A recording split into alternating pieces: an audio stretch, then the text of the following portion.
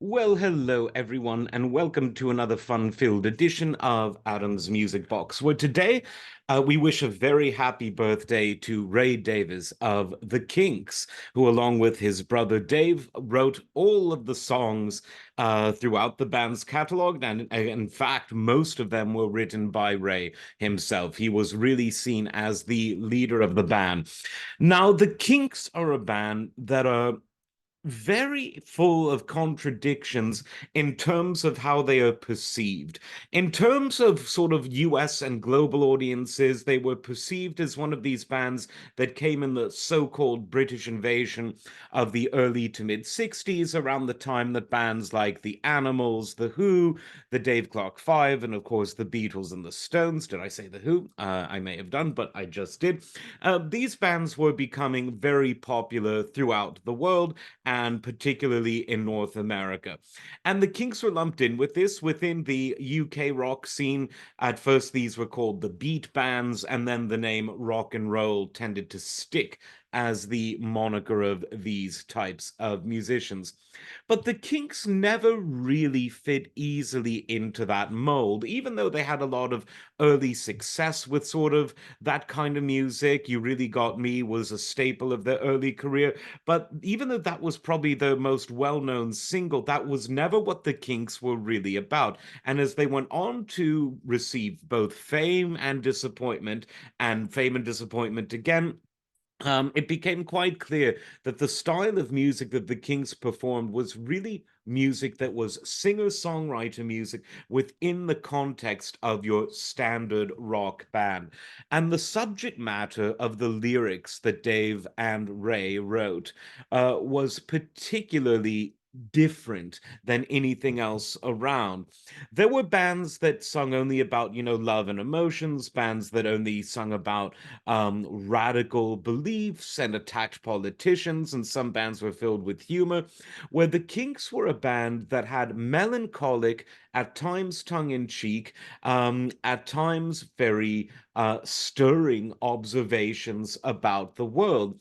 They were political in the sense that they mocked and they analyzed and they reported on trends in the news throughout the world, but they never really editorialized as such about politics. When the editorialization came in other subjects, it was always something that made you think rather than something that led you to want to believe a typical conclusion. So, in other words, you didn't get done listening to a Kinks song that was very socially or politically or sexually charged and say, right, this is what they want me to believe, and now either I'm going to acquiesce or violently oppose it. They just weren't that kind of band.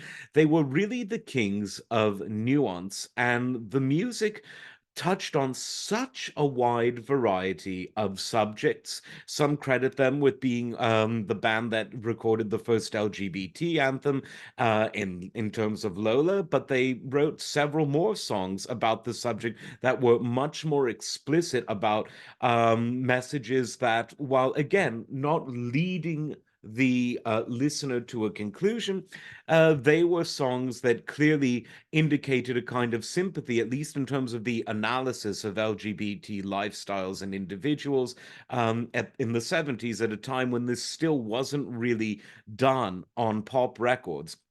They talked a lot about what we would later call globalization, the destruction of communities in the name of so-called progress, in the name of what some call free markets, but is really just crony capitalism.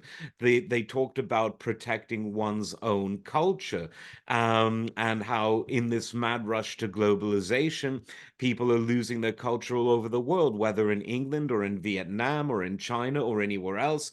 And they were a band that was fascinated with America. And I wouldn't say it was a love-hate relationship. It was a loving relationship that at times was unrequited because, of course, the Kinks, for legal technicalities, were banned from touring America in the late 60s, which held their career back a lot.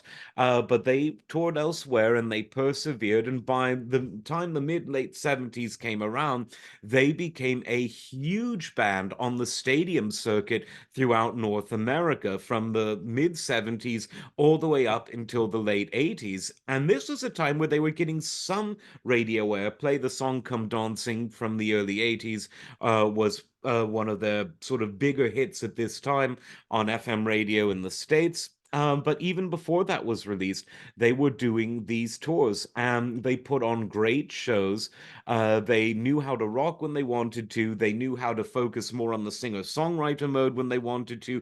And they knew how to, for most of the time, combine them. Because frankly, most of their songs were this combination of the singer-songwriter and the rocker. And they could really bring that and sort of tie those two loose ends together when they performed live. By the time the 80s turned into the 90s, they were still recording some great albums, but they sort of instantly kind of faded into the dinosaur rock category. So if the album Sleepwalker from the late 70s rejuvenated their career in North America because they started walking away from some of the concept albums they got into in the late 60s and returned to, here a collection of original songs that are thought provoking, that are memorable, that are stimulating of discussions, and that can maybe change opinions on various things from politics to culture to mass migration to globalization.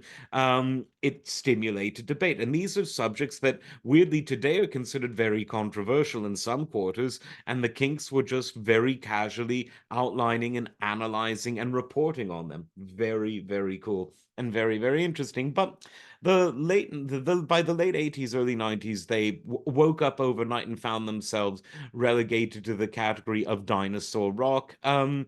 Even the last official albums, think Visual and UK Jive, didn't chart quite as high as the ones from the early and mid 80s.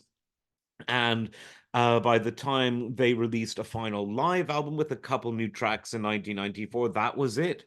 And the Kinks have been gone ever since, although Ray has done a lot of great work as a solo artist. There's Working Man's Cafe from 2007. The title track, I think, is one of his very best songs ever. I mean, he really nails it about globalism and the destruction of local cultures and communities on that one. And then he did his Americana records, all about America losing its cultural identity, while at the same time, American commerce and politics is threatening other cultures. Again, very interesting stuff. You don't need to agree or disagree, but the commentary is very interesting. It's very contemporary. And when you go back and look at the stuff they've done over the last 50 years, it's really quite timeless. And Dave has also continued his solo career. He's had some health problems, but he seems to be doing well now. And that's the Kinks really were a kind of anomaly because they weren't a beat band that became a sort of conceptual heavy rock band as the Who kind of did. They didn't become sort of standard bearers like the Beatles or Stones. They didn't build a legacy as great blues based rock like the Animals or sort of up tempo dance rock like the Dave Clark Five, some of these other bands mentioned in the same breath as the Kinks because of the time and place they came from. No, the Kinks were very different. They were a quintessentially English, not British English band. And a man that I used to work with who became a best friend of mine from Scotland was the first to acknowledge it. He was a Kinks fanatic and sort of renewed my interest in the band. Wonderful, wonderful man, Ron Lancashire from Edinburgh. Rest in peace, my friend. And they saw the world through these uniquely melancholic, ironic, humorous, observational, semi empirical, semi opinionated English eyes. And whether they were talking about quintessentially English geographical or thematic or political events or global events, they brought that kind of unique perspective with them. Again, and this can't be emphasized enough, singer-songwriters in a rock and roll band. And it really worked. It really worked really well. And that sort of renaissance they had from the late 70s to the late 80s was really, really well deserved because that's when, in my view, they were writing some of their best music. So happy birthday to Ray Davies. Like, subscribe. We will see you next time. Take care.